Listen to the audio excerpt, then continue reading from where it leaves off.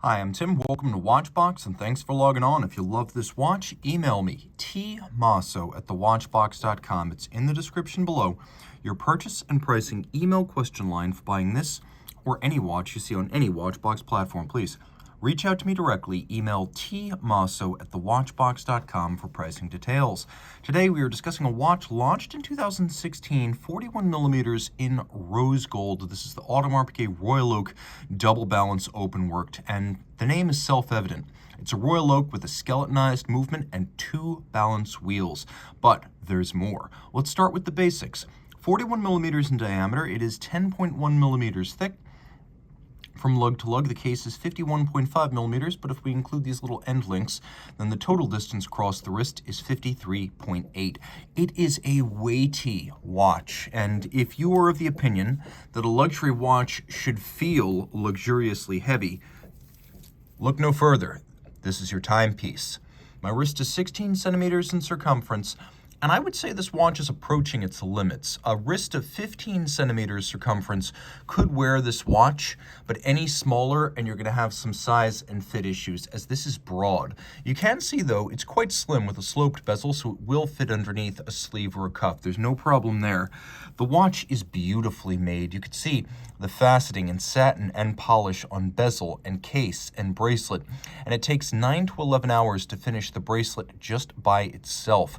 You can see that it's tapered. It has a step down. There's a lovely little bevel that expands on the lug hoods, and then it continues down the shoulders of the links.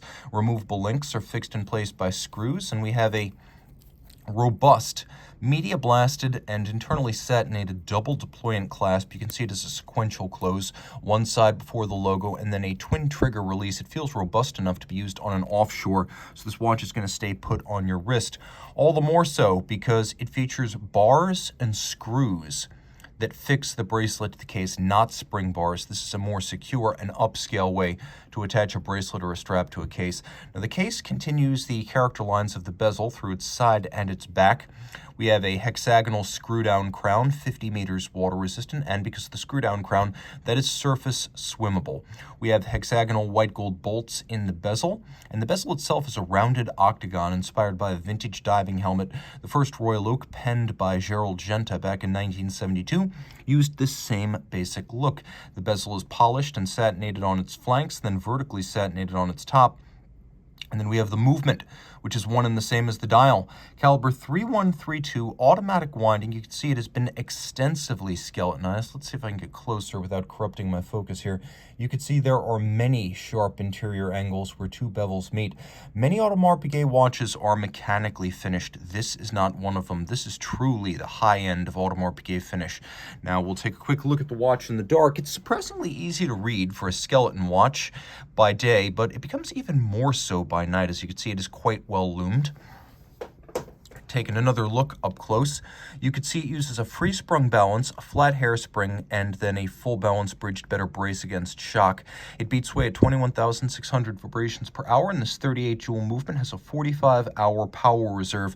Now, when you turn it over, you quickly realize that it has more to give. There is a second bridge, and I'm going to do my best to show this to you, bending it around the camera. But there is a second bridge and a second balance, and that doubles the oscillating mass, making the watch less susceptible to shock-induced timing deviations.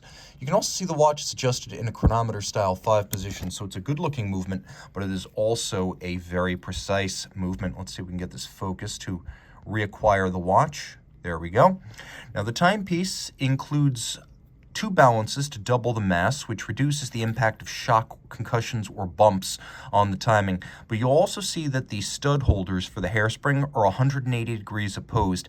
And what that does is it means that the mass of the hairspring is exactly the opposite on each side. So when one, due to gravity, is inclined to beat faster, the other will, by an equal and opposite margin, breathe more slowly. So doing what a tourbillon would do over a minute, it's actually instantaneously correcting for the effects of gravity. It is a brilliant system.